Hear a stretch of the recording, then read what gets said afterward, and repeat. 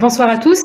Merci beaucoup Emmanuel, merci beaucoup professeur Bouzid et merci à Nutricia pour l'organisation de cette réunion. Je suis très heureuse d'être avec vous ce soir et je vais donc introduire cette session de lancement. Très bien. Donc du coup, l'objectif de cette présentation va être de situer les enjeux qui ont été introduits par le professeur Bouzid de la nutrition chez nos patients atteints de cancer, donc la nutrition en oncologie. Donc alors, tout d'abord, pour resituer les choses, ça s'inscrit, ces préoccupations, plus globalement dans une évolution de la prise en charge en oncologie qui s'est faite au cours des 20 dernières années, où on est passé d'un référentiel centré sur la cellule tumorale, où on décrivait le cancer comme une maladie de la cellule tumorale qui avait ses propriétés, ce qu'on appelait les cancer hallmarks, vers un système plus complexe où on intègre le micro-environnement tumoral avec les différents acteurs de l'angiogénèse, les cellules immunitaires qui sont au contact des cellules tumorales, et de façon plus large, l'hôte, c'est-à-dire le patient en lui-même. Et le cancer doit être appréhendé maintenant comme une maladie de système avec une composante métabolique, et c'est dans ce cadre-là qu'on va se positionner lorsqu'on va parler de nutrition. Donc, il va y avoir trois concepts donc, qui sont la dénutrition, la sarcopénie et la cachexie. Comme vous allez entendre parler un peu de ces différents termes dans la littérature et dans les recommandations, je vais d'abord vous resituer donc les grands principes. Donc, chez le patient atteint de cancer, on va avoir la convergence de trois facteurs, la tumeur elle-même, les traitements et les complications, notamment les complications de nature infectieuse, qui, chacune à leur niveau, vont induire une diminution des apports énergétiques, c'est-à-dire une réduction des ingestats, une augmentation des dépenses, en particulier parce que la tumeur induit un hypercatabolisme, et une réduction de l'activité physique. Et ces trois facteurs, diminution des apports, augmentation des dépenses, réduction de l'activité physique, vont tous les trois converger vers ces trois entités que sont la sarcopénie, la dénutrition et la cachexie, qui sont des entités partiellement chevauchantes, mais pas complètement redondantes. Donc, pour vous expliquer un petit peu les différences entre les termes, donc la dénutrition, c'est une entité qui est définie sur des critères cliniques. On sera amené à en parler un peu plus loin et dans le cas que vous présentera M. Reynard, avec donc en particulier deux paramètres qui vont être importants à regarder en routine chez nos patients. D'un côté, la perte de poids et l'indice de masse corporelle, qui sont vraiment les deux critères phénotypiques de définition de la dénutrition. Récemment, dans cette définition de la dénutrition, dans les critères phénotypiques, a été introduite la sarcopénie. La sarcopénie, à la base, c'était un concept gériatrique pour décrire la perte de masse et de fonction musculaire liée à l'âge, et ça a été transposé dans le concept de l'oncologie sous le terme de sarcopénie secondaire. Et enfin, la cachexie. La cachexie, ça décrit la perte de masse musculaire, mais aussi de masse grasse, dans un contexte de driver inflammatoire. Et donc, c'est en particulier ce que l'on observe dans le cadre du cancer. Donc, c'est pour ça qu'on est confronté à ces trois entités. Mais finalement, pour la prise en charge en pratique clinique, on ne va pas tellement se soucier des subtilités entre ces entités. Ce qu'on va chercher, c'est globalement à monitorer et intervenir sur l'état nutritionnel du patient. Pourquoi est-ce qu'il faut donc s'intéresser à ces aspects nutritionnels? C'est parce que le fait d'être dénutri, ça représente une perte de chance pour le patient à tous les niveaux. Ça va avoir un impact négatif sur sa qualité de vie, sur sa survie, sur le risque de complications, on l'a dit, des différents traitements, qu'ils soient de chirurgie, de chimiothérapie, de radiothérapie, sur le risque d'infection. Ça va être responsable d'une augmentation des coûts de soins et de la durée de séjour parce que ça va générer des hospitalisations pour des complications. Et un élément important sur lequel on va revenir, c'est que le fait d'être dénutri, ça va diminuer l'efficacité des traitements. Donc, il y a un vrai enjeu à prendre en charge de front la tumeur et les problématiques nutritionnelles. Et c'est la raison pour laquelle actuellement, il y a ce mouvement de prise de conscience au sein de la communauté oncologique médicale de l'importance de la prise en charge nutritionnelle, et on voit fleurir des recommandations et des position papers pour sensibiliser les oncologues à ces aspects-là. Être oncologue, ça ne se résume pas à prescrire de la chimiothérapie, c'est prendre en charge le patient de façon globale et aussi gérer tous ces aspects de soins de support. Alors, quelques illustrations donc de l'impact délétère de la dénutrition ou de la sarcopénie. Alors, on a dit l'oncologie digestive est un bon domaine pour illustrer ces problématiques. Et ici, c'est chez des patients qui sont dans des situations de cancer colorectal opérable. Donc, une maladie avec un pronostic plutôt favorable. On se dit, il n'y a pas tellement de malades dénutris. Eh bien, si, il y a une proportion significative des patients qui présentent une dénutrition ou une sarcopénie.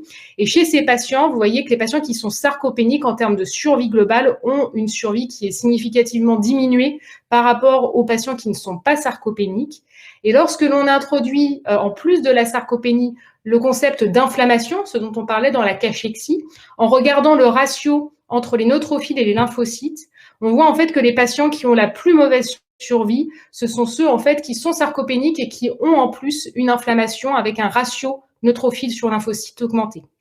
On a cette méta-analyse qui avait repris les différentes études en chirurgie oncologique digestive sur près de 2000 patients et qui vous permet de montrer à vos collègues chirurgiens que le fait d'être sarcopénique, ça augmente le taux de complications majeures, de réhospitalisation, d'infections sévères, la mortalité à 30 jours, la durée de séjour et les coûts des soins. Et donc, ça montre vraiment la force de l'impact que ça a. Ça, c'est dans les situations localisées, mais dans les situations avancées également, l'état nutritionnel joue un rôle pronostic important. Et donc, ce papier qui était paru dans le JCO en 2015 avait proposé d'établir une gradation de l'état nutritionnel sous la forme un peu d'équivalent d'un score TNM, comme on a pour la tumeur, mais pour la dénutrition, et en s'appuyant donc sur ces deux paramètres dont je vous ai parlé, la perte de poids et l'indice de masse corporelle. Et ce que vous voyez, c'est que lorsque l'on stratifie les patients sur ces paramètres nutritionnels, on arrive à discriminer leur survie de façon aussi nette que si on avait fait un TNM tumoral. Donc le message qui ressort de ça, c'est qu'il y a deux menaces vitales pour le patient. Il n'y a pas que la tumeur, il y a la tumeur d'un côté, et de l'autre côté, il y a l'état général et l'état nutritionnel. Et il faut agir sur ces deux menaces d'un point de vue thérapeutique si on veut garantir aux patients d'avoir la survie et la qualité de vie la plus optimale.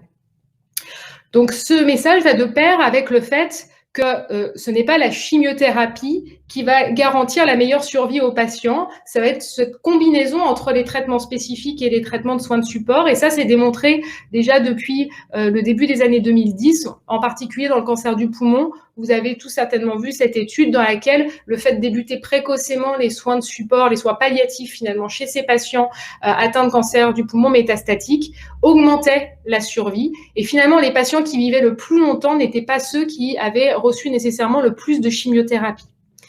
Et le fait de prendre en charge nos patients sur le versant nutritionnel, ça va même mettre un élément pour optimiser finalement l'administration des traitements spécifiques. Parce que les patients qui sont dénutris sont exposés à une double peine par rapport aux traitements spécifiques. Non seulement ils vont faire davantage de toxicité, et donc l'article que je vous montre ici en haut montre le lien entre l'IMC et les toxicités pour les patients qui reçoivent des sels de platine.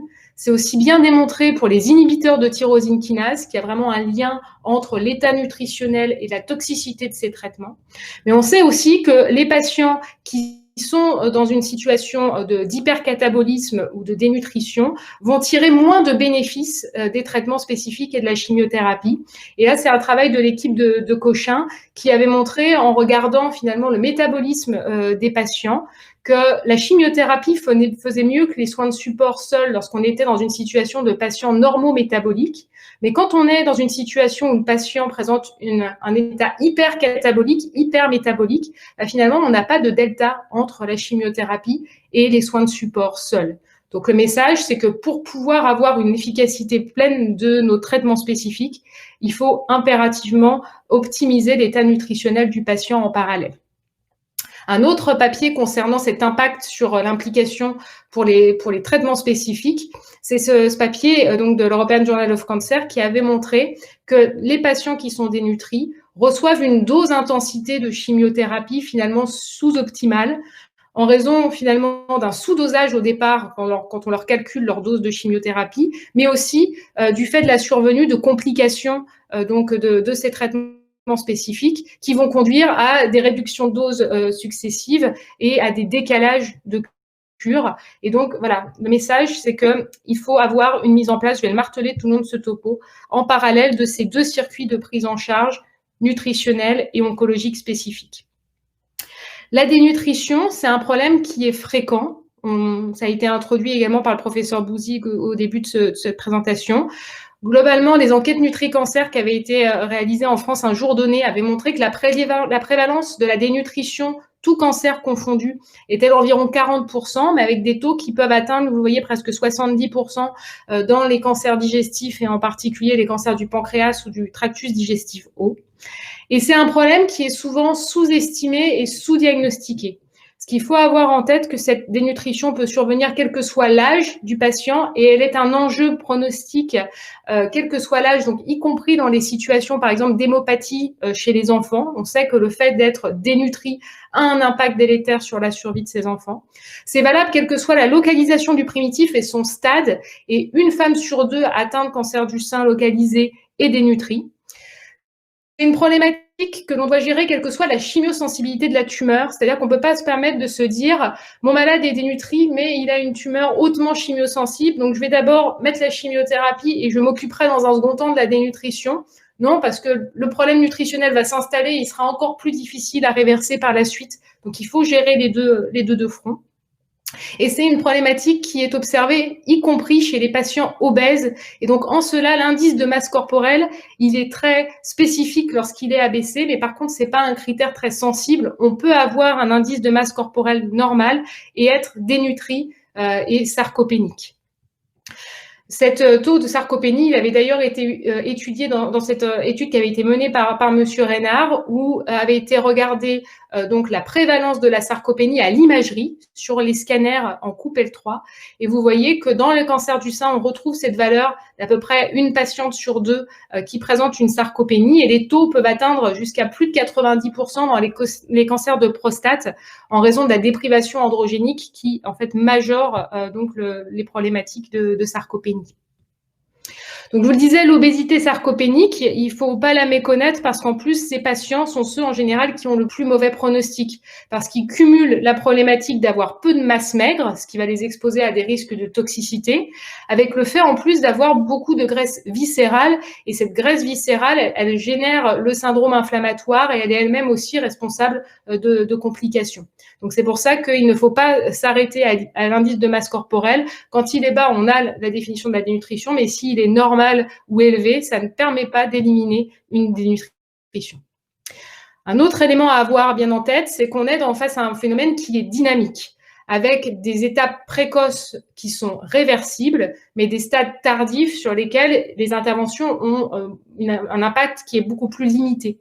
Donc, il est très important de diagnostiquer et d'intervenir précocement pour ce qui est de la prise en charge à la fois de nutrition et d'activité physique, parce que si on laisse les problématiques s'installer, comme je vous le disais, réverser dans ces cas-là la dénutrition ou la sarcopénie, ça va être beaucoup plus difficile. Donc, si on en revient du coup maintenant en pratique, les différents éléments d'évaluation et d'intervention, ils vont vous être montrés au fur et à mesure du cas clinique de M. Reynard, mais donc là, pour l'instant, j'ai juste posé les grandes bases. Donc, je vous le disais, le diagnostic de dénutrition, il est clinique, il repose sur des critères simples. C'est vraiment ça le message à faire passer, c'est qu'on n'a pas besoin de questionnaires complexes et de beaucoup de temps pour se rendre compte qu'un patient est dénutri. En plus, quand on a un patient qui a un cancer, on n'a que la moitié du travail à faire, puisque pour faire un diagnostic de dénutrition, il faut un critère étiologique et un critère phénotypique. Et quand on est dans une situation de cancer, on a déjà le critère étiologique, donc on peut directement se concentrer sur la recherche du critère phénotypique. Et ce critère phénotypique, on l'a vu, il va reposer sur la perte de poids. Une perte de poids qui peut être donc peu importante parce que 5% du poids en un mois, 5% chez quelqu'un qui fait 60 kilos, ça va représenter simplement d'avoir perdu 3 kilos. Ça peut paraître anodin, mais en fait non, on est déjà dans une situation de dénutrition. Donc 5% en un mois ou 10% en 6 mois ou par rapport au poids antérieur, ou le fait d'avoir un indice de masse corporelle inférieur à 18,5 avec les limites dont je vous ai parlé. Par ailleurs, dans ces critères de définition de la dénutrition ont été rajoutés, on le disait, les paramètres de sarcopénie, donc la réduction de la masse et ou de la fonction musculaire. Je vais revenir plus loin sur la manière dont ça se mesure. Par ailleurs, ce qu'il faut voir, c'est que l'albuminémie n'est plus un critère diagnostique de la dénutrition. Avant, ça faisait partie des critères diagnostiques. Maintenant, elle arrive dans un second temps au moment de l'évaluation de la sévérité. C'est-à-dire que la dénutrition, le diagnostic positif est purement clinique sur les critères que je vous ai montrés. Et une fois qu'on a posé le diagnostic de dénutrition, on va engrader la sévérité en fonction de la valeur de l'IMC, de l'importance de la perte de poids ou de la valeur de l'albuminémie. Et donc, en dessous de 35, entre 30 et 35, on est dans une situation de dénutrition modérée. Et en dessous de 30, on va être dans une situation de dénutrition sévère. Donc, si on récapitule, on va dire, le flux de diagnostic de la dénutrition, donc on va faire le diagnostic positif sur la base du critère étiologique du cancer associé à un critère phénotypique simple. Il suffit de recueillir le poids du malade, sa taille et de calculer son indice de masse corporelle. Et une fois qu'on a posé ce diagnostic de dénutrition, on en détermine la sévérité en rajoutant dans ces cas-là donc l'albuminémie. On l'a dit, donc on peut rajouter maintenant d'autres critères d'évaluation du muscle dans la définition de la dénutrition. Ça va comprendre des méthodes d'analyse de la composition corporelle, donc notamment la bioimpédancemétrie, l'absorptiométrie à rayon X, qui sont des techniques auxquelles on n'a pas vraiment accès en routine parce que ça nécessite des examens en plus pour le patient. Par contre, le scanner en coupe L3, on le fait, le scanner, de façon systématique pour évaluer l'évolution de la tumeur du patient et on peut profiter des informations du coup de composition corporelle que nous montre le scanner, donc en regardant la surface musculaire squelettique au niveau de cette coupe L3 et ça peut être un élément d'orientation important, en particulier chez les patients qui ont un indice de masse corporelle augmenté, parce que c'est là qu'on va pouvoir se rendre compte que le malade a des psoas qui sont tout rikiki et qui va être dans ces cas-là à risque important de toxicité ou de complications des traitements. Il y a aussi des tests fonctionnels, à savoir qu'on peut utiliser le test de marche de 6 minutes pour évaluer l'endurance, comme on le fait chez les patients BPCO. C'est maintenant aussi un outil de diagnostic de la dénutrition. Et aussi donc la dynapénie, le hand grip test, qui fera l'objet de points dans le cas clinique. Donc, je ne m'étends pas dessus pour le moment. Ensuite, concernant l'intervention pour, du coup, améliorer l'état nutritionnel de nos patients, on va avoir 3 piliers potentiels. On va voir qu'en fait, il y en a plutôt 2 que 3. Le premier pilier, c'est bien sûr l'intervention nutritionnelle en elle-même. Et donc là, le principe, ça va être de se fixer des objectifs protéino-énergétiques à atteindre. Un patient ambulatoire atteint de cancer, il a besoin de couvrir en termes d'apport calorique, des apports qui correspondent à 25 à 30 kilocalories par kilo par jour. Et on a besoin, pour éviter que la sarcopénie ne s'installe, d'apporter des protéines, parce que la protéine, c'est la brique élémentaire du muscle. Et il en faut 1,2 à 1,5 grammes par kilo par jour. Donc, pour atteindre cet objectif calorique et protéique, on va le voir dans le cas clinique, on va pouvoir utiliser différents outils avec le conseil diététique, les compléments nutritionnels oraux, la nutrition entérale, la nutrition parentérale, que l'on va déployer au fur et à mesure de la prise en charge en prenant en compte finalement l'état nutritionnel, l'efficacité des interventions antérieures et la fonctionnalité ou non du tube digestif. Et ça encore, on pourra le mettre en pratique à l'occasion du cas qui est à venir juste après. Un message à faire passer, parce que c'est souvent une discussion qu'on a avec les patients, quand ils nous demandent qu'est-ce qu'ils peuvent manger ou ne pas manger, il n'y a pas de choses à exclure dans l'alimentation et en particulier, il n'y a pas de place pour des régimes d'exclusion du sucre ou des régimes cétogènes ou le jeûne thérapeutique. Ce sont des choses pour lesquelles on n'a pas de preuves scientifiques de leur efficacité, mais qui par contre peuvent aggraver la dénutrition, aggraver la sarcopénie, en particulier quand on est face à un patient qui est confronté à un cancer avec une forte activité hypercatabolique. Et donc, il faut aider le patient à ne pas rentrer dans ces idées reçues par rapport à l'alimentation et lutter contre la désinformation d'une certaine manière. Donc, en pratique, sur les aspects de prise en charge nutritionnelle, il est important, dès l'annonce du diagnostic, d'expliquer au patient qu'il va avoir les traitements spécifiques avec la chimiothérapie, mais qu'il va y avoir aussi tout ce qui va autour pour que les traitements se passent bien. Et dans cette prise en charge autour, il y a la nutrition avec l'importance de maintenir son poids pour bien supporter les traitements. Il ne faut pas non plus devenir obsédé du poids et se peser tous les jours, mais une fois par semaine, c'est important pour vérifier qu'il n'y ait pas d'amaigrissement qui s'installe et intervenir précocement. Récupérer les paramètres cliniques simples dont je vous parlais tracé dans le dossier, le poids, la taille, l'indice de masse corporelle, l'évaluation des ingestats avec une échelle numérique ou une EVA toute simple, et des paramètres biologiques simples comme l'albumine et la CRP.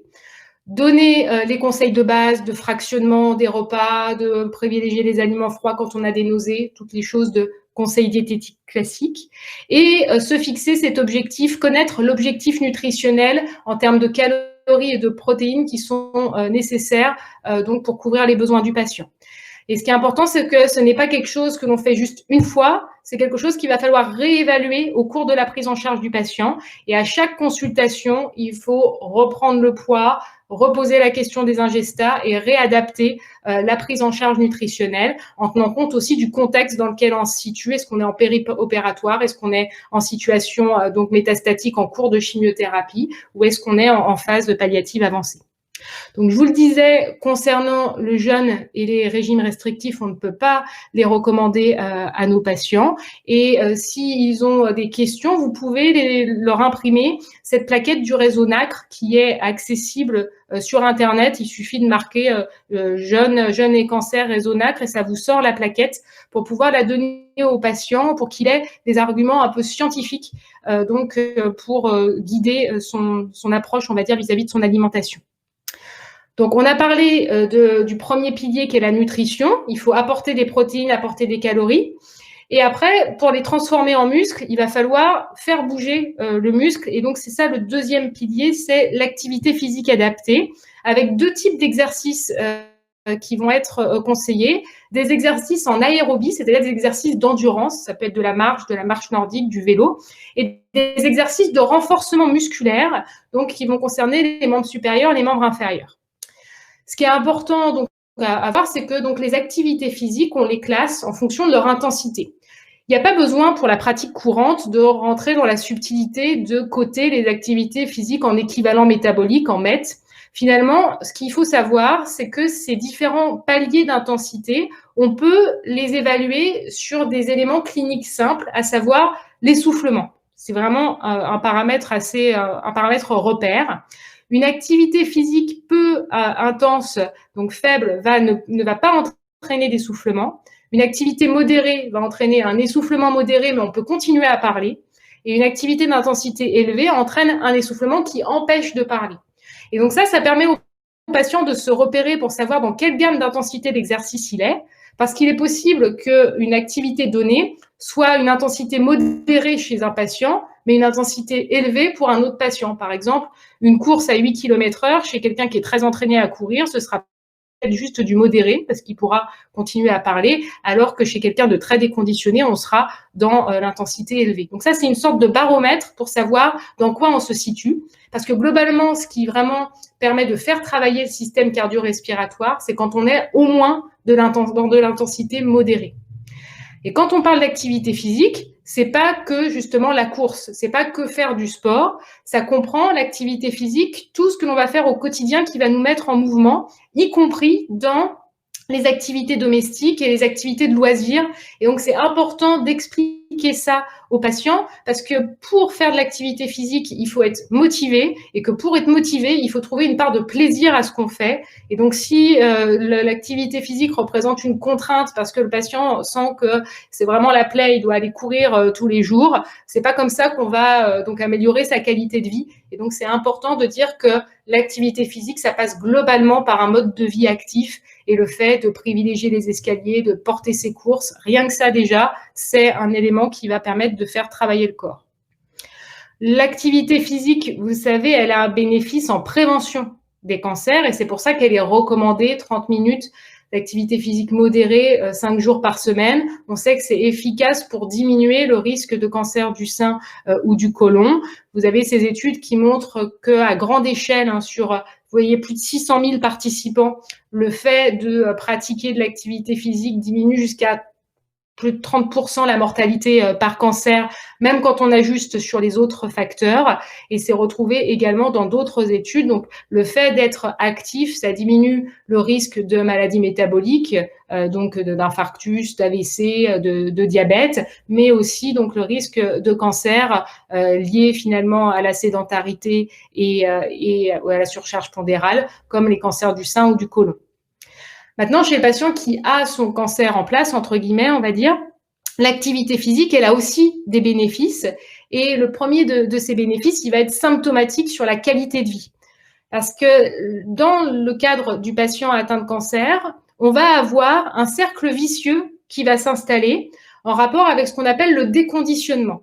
Le déconditionnement, c'est le fait qu'on l'a vu du fait des traitements, du fait de la maladie, du fait des complications, le patient va réduire son activité physique, il va moins bouger. Et du fait qu'il bouge moins, il va perdre des capacités cardio-respiratoires et musculaires à bouger. Et donc, ça va être plus difficile de bouger, donc il va moins bouger, et c'est ce cercle vicieux qui se met en place. Et la seule manière de le casser, c'est de réaugmenter le niveau d'activité physique en pratiquant ce qu'on appelle de l'activité physique adaptée. Ces interventions, donc à type d'exercice physique, c'est le seul traitement qui est efficace sur la fatigue. Vous avez ici cette méta-analyse donc du JAMA Oncol en 2017 qui avait montré que quand on comparait les différentes interventions possibles pour réduire la fatigue liée au cancer, il n'y a pas de médicaments, il n'y a pas d'intervention médicamenteuse qui soit efficace. En revanche, la fatigue, l'exercice physique, pardon, dans les différentes pathologies, les différents types de cancers, permet de réduire d'environ 30% l'intensité de la fatigue. Et donc, c'est le seul moyen que l'on ait donc thérapeutique chez ces patients. Comment est-ce que ça fonctionne? Eh bien, le fait de solliciter le muscle va permettre d'en normaliser la fonction, à savoir que quand on est dans une situation inflammatoire comme le cancer, quand on est dans une situation avec de l'insulinorésistance, il y a une dysfonction en fait du muscle, en particulier au niveau mitochondrial. Et le fait de pratiquer de l'activité physique, ça va permettre de normaliser le muscle et de le remettre dans une phase où il va arrêter de se dégrader, mais il va restaurer sa trophicité. Et c'est pour ça que la pratique d'activité physique est considérée comme étant un des éléments clés de la prise en charge de la sarcopénie et de la cachexie. Il y a aussi des modèles animaux qui nous montrent que ça permet de réduire les toxicités des traitements, que ce soit donc la sarcopénie induite par exemple par le cisplatine, mais aussi d'autres toxicités organiques comme la néphrotoxicité justement des selles de platine. Et par-delà ces effets symptomatiques et sur la tolérance des traitements, il y aurait aussi un effet bénéfique antitumoral de la pratique d'activité physique qui est documenté par différents modèles murins. Et si je vous récapitule un petit peu les mécanismes, l'idée c'est que l'activité physique va jouer sur, on l'a vu, le muscle, mais aussi sur la graisse viscérale qui joue un rôle d'organe endocrine, finalement sécréteur de facteurs protumoraux. Et quand on pratique de l'activité physique, on va diminuer la sécrétion de ces facteurs, qui comprend des facteurs pro-inflammatoires, des facteurs pro-angiogéniques, de l'insuline et des adipokines qui peuvent avoir un effet protumoral. Et donc, l'activité physique va normaliser ces sécrétions. Donc ça, on a des modèles murins, mais je vais vous montrer, on a aussi des éléments d'essais cliniques randomisés qui viennent augmenter le niveau de preuve à ce sujet. Donc ensuite, du coup, l'activité physique, il faut voir aussi, c'est un autre argument à avancer aux patients. Quand on parlait des régimes sans sucre pour priver la tumeur de glucose, quand on prive une tumeur de glucose, finalement, elle arrive toujours à trouver d'autres formes de carburant. Et c'est pour ça que les régimes restrictifs, finalement, ne font pas trop souffrir les cellules tumorales qui sont plus malignes que nous et arrivent à trouver d'autres substrats énergétiques. Et par contre, ça va faire souffrir les autres organes qui ont besoin de sucre pour fonctionner physiologiquement, que sont le cerveau, le cœur, le foie. Et lorsqu'on fait de l'activité physique, on va détourner finalement le sucre de la tumeur. Et la plus belle illustration, on est le PET scan, parce que lorsqu'on réalise un PET scan chez un patient, si on lui demande de ne pas bouger dans les heures qui précèdent, c'est justement parce que sinon tout le sucre, au lieu d'aller dans la tumeur, va vers les muscles. Et ça, c'est un argument auquel les patients, en général, sont assez sensibles, et de leur dire, du coup, s'ils veulent investir un champ donc pour être actifs d'un point de vue antitumoral, plutôt que d'être dans le contrôle de leur alimentation, eh bien, ils peuvent s'investir dans l'augmentation de leur niveau d'activité physique. Au moins, ce sera pas délétère et on en a l'illustration de l'activité biologique. Et donc, je vous disais, on a un niveau de preuve de l'activité physique adaptée qui augmente maintenant, donc ces dernières années, avec le résultat d'études randomisées contrôlées, en particulier dans le cancer du sein. Et là, je voulais vous montrer juste ces deux études qui ont été assez marquantes et qui ont fait chacune un JCO donc dans le contexte du cancer du sein en adjuvant. La première de ces études, c'était une étude à 3 bras, donc chez des patientes qui étaient en cours de chimiothérapie, donc adjuvante pour un cancer du sein. Et elles avaient soit le traitement habituel sans activité physique rajoutée, soit 2 programmes différents d'activité physique, un programme d'intensité modérée à élevée qui était supervisé, c'est-à-dire qu'elle faisait des séances avec un coach, soit un programme d'intensité faible qui était non supervisé au domicile. Et cette étude, elle montrait que le fait de faire de l'activité physique, que ce soit supervisé ou non, avait un effet bénéfique sur le décongestionnement cardio-respiratoire, sur les échelles de fonctionnement physique des scores de qualité de vie, mais que ça réduisait aussi les nausées et vomissements induits par la chimiothérapie et la douleur, donc un effet aussi sur les symptômes. Et par ailleurs, il y avait un effet dose avec le programme d'intensité forte qui était plus efficace que celui d'intensité faible sur la force musculaire, sur la fatigue physique, mais aussi sur les ajustements de dose de chimiothérapie et sur le délai de retour au travail. Donc quelque chose qui cliniquement est palpable et aussi dans le rôle social du patient. Par ailleurs, donc, il y a eu cette deuxième étude, donc 3 ans plus tard, qui, elle, était l'illustration du rôle métabolique de la pratique d'activité physique. Donc, toujours le cancer du sein en adjuvant, et cette fois-ci chez des femmes avec une obésité sarcopénique. Donc, celle dont on disait que c'est un peu un challenge clinique et a fortiori pour la motivation pour faire de l'activité physique. Dans cette étude, ils avaient fait un programme supervisé individuel, c'est-à-dire que les patientes avaient un coach une par une pour leur faire des séances 3 fois par semaine, et c'était comparé à une prise en charge habituelle sans activité physique. Cette étude, elle a montré déjà que le fait de mettre en place ces programmes, c'était quelque chose de faisable, puisqu'on avait 95% des patientes qui adhéraient au programme.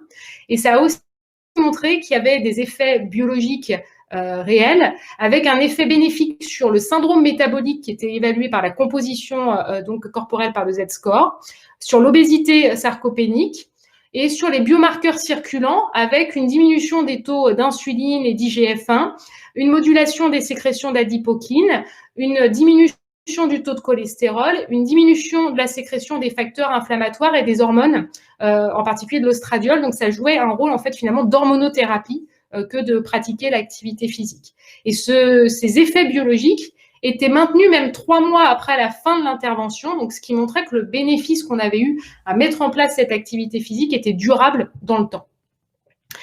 Dans le sein, je disais, il y a un niveau de preuve qui est assez important. Dans les autres localisations, le niveau de preuve est plus limité. On a besoin d'avoir les résultats d'études randomisées pour vraiment pouvoir le consolider, parce qu'on a essentiellement des données observationnelles chez des patients donc, qui avaient eu un cancer ou qui ont été traités pour un cancer, et on compare ceux qui bougeaient plus par rapport à ceux qui bougeaient moins. Mais il y a beaucoup de biais, donc on a besoin d'études interventionnelles et qui soient bien standardisées.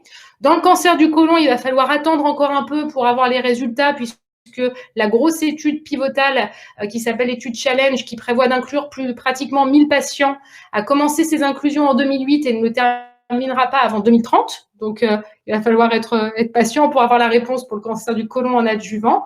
Et donc, dans le groupe de travail en France, on aussi fait des études dans le cancer du pancréas en situation métastatique, donc qui était un peu l'Everest, on va dire, de la fatigue. Et on a terminé les inclusions de cette étude. On a mis 315 patients. Et donc, les résultats seront présentés l'année prochaine. Et donc, on avait des patients avec des cancers du pancréas métastatique qui ont été randomisés entre la chimio seule ou la chimio associée à un programme d'activité physique adaptée.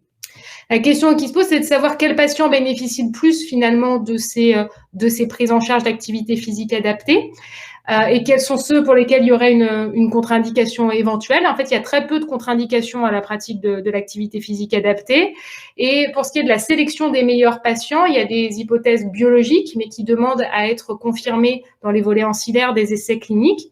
Mais aussi, un élément important qu'il faut voir, c'est que ce sont les patients finalement les plus fatigués et les plus déconditionnés qui profitent le plus de l'activité physique. Donc, le fait que le patient soit fatigué ou très déconditionné, ce n'est pas un argument contre la pratique d'activité physique. Au contraire, c'est un argument pour l'encourager à rentrer dans ce type on va dire, de stratégie de soins de support, parce que ce sont ces patients-là qui en tireront le maximum d'effet. Donc, si on synthétise, les effets qu'on peut attendre donc de l'activité physique en oncologie. Après le cancer, c'est une forme, on l'a vu, de traitement métabolique de prévention de la récidive par son effet sur la graisse viscérale. Et pendant les traitements, c'est un véritable outil de soins de support pour améliorer les symptômes, en particulier la fatigue et plus largement la qualité de vie, mais aussi optimiser la tolérance des traitements et donc par-delà la dose intensité. Et on est dans cette notion que c'est comme ça qu'on peut aussi mieux donc administrer nos traitements antitumoraux. En pratique, le déploiement de l'activité physique, c'est compliqué parce que pour pouvoir avoir accès aux spécialistes en activité physique adaptée, c'est une denrée qui est rare. Et donc, la logique, elle est plus déjà dans un premier temps de mettre une strate d'information vis-à-vis des patients et des familles, de lutter contre ces idées reçues qu'il peut y avoir, qu'il faut se ménager, se reposer entre les cures. Non, parce que ça va en fait finalement encourager le cercle vicieux du déconditionnement.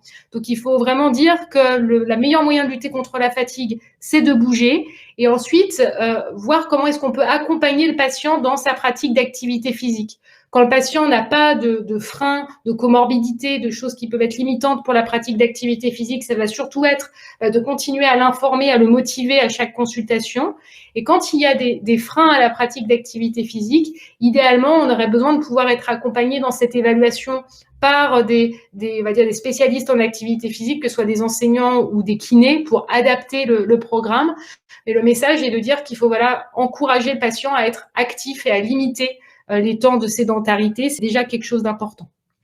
Donc enfin, le troisième pilier, c'est la pharmacologie, mais finalement, il y a assez peu de place à la pharmacologie spécifique pour la dénutrition. En gros, la pharmacologie a une place pour traiter des symptômes qui peuvent limiter les apports nutritionnels ou l'activité physique, donc des douleurs, les nausées, la diarrhée. Il n'y a pas vraiment de traitement qui soit validé, qui ait montré la preuve de son efficacité pour augmenter l'appétit ou améliorer les traits nutritionnels. Les corticostéroïdes ont une indication très limitée en cure courte et vous savez que sur des durées prolongées, ils ont des effets délétères de majoration de la sarcopénie et aussi de risques infectieux. Et de la même manière, les progestatifs type mégestrol peuvent augmenter l'appétit, mais au prix d'effets secondaires, en particulier de risques thrombogènes, qui fait qu'on ne peut pas les recommander en pratique courante large. Et les autres médicaments ou substances, que ce soit les cannabinoïdes, les agonistes des androgènes ou les formes enrichies de compléments nutritionnels, les anti-inflammatoires, n'ont pas un niveau de preuve suffisant pour les recommander. Donc voilà, donc le message important, j'espère vous en avoir convaincu, c'est ces deux trajets parallèles entre la prise en charge oncologique spécifique et la prise en charge métabolique, donc nutritionnelle et d'activité physique adaptée, pour permettre d'administrer au mieux nos traitements spécifiques et qui reposent sur une approche multidisciplinaire dans laquelle on va prendre en compte la nutrition, le muscle, la douleur, l'anxiété, les différents paramètres qui finalement sont en interaction les uns avec les autres et impactent globalement la qualité de vie du patient. Donc, pour aider à sensibiliser les collègues à mettre en place ces différents éléments, au niveau français, on a rédigé avec également Monsieur Reynard ces recommandations pour la nutrition et l'activité physique en oncologie digestive, qui sont accessibles gratuitement et en entier sur le site du Thésaurus national de cancérologie digestive et que vous pouvez consulter et dans lesquelles, en fait, on émet des recommandations avec des niveaux de preuve qui sont encore assez limités pour ce qui est des interventions, parce qu'on a besoin d'essais cliniques, on l'a dit. Mais concernant donc l'évaluation de l'état nutritionnel et les prises en charge à proposer aux différentes étapes donc de l'évolution de la maladie, en périopératoire, pendant la radiothérapie, pendant les traitements de chimiothérapie, et en situation palliative avancée et après le cancer. Et à chaque fois, on a traité de front les aspects nutrition et d'activité physique. Voilà, donc en synthèse, les grands messages que je voulais vous faire passer, c'est que la dénutrition et la sarcopénie ont un impact négatif sur la qualité de vie et la survie des patients et sur la tolérance des traitements, qu'on peut modifier le cours de la dénutrition et de la sarcopénie liée au cancer quand on intervient précocement à un stade non réfractaire, qu'il est important donc de la dépister et d'intervenir le plus tôt possible et donc de sensibiliser les patients dès la consultation d'annonce et que cela repose sur une intervention combinée avec d'un côté la prise en charge nutritionnelle et de l'autre celle d'activité physique adaptée. Voilà, je vous remercie.